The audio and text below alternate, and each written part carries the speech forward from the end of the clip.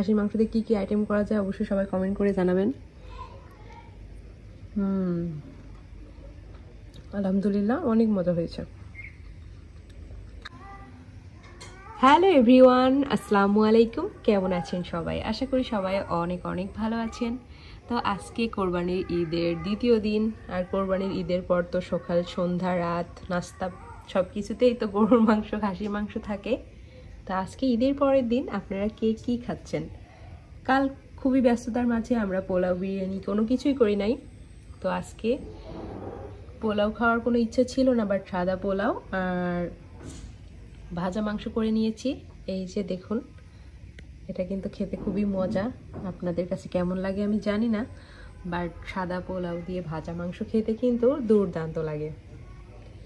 আপনারা অবশ্যই বাসায় ভাজা মাংস করে নিতে পারেন।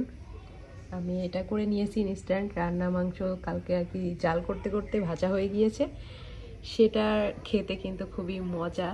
তো আজকে ভাবলাম যে এটা দিয়েই আজকে লাঞ্চ করে ফেলি। তো আজকে আমি ভাজা মাংস দিয়ে পোলাও খাবো। ভাজা মাংস দিয়ে পোলাও খেতে কিন্তু দারুণ লাগে। আজকে সকালে কিন্তু আমরা খেয়েছি চালের রুটি আর গরু মাংস ভাজা, সেটাও অনেক বেশি মজার ছিল। তো দুপুরের আইটেমটা এটা। আর গরুর মাংস খাসির মাংস দিয়ে কি আইটেম করা যায় অবশ্যই সবাই কমেন্ট করে জানাবেন।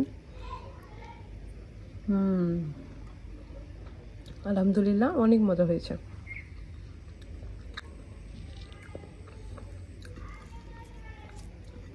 দারুণ টেস্টি হয়েছে।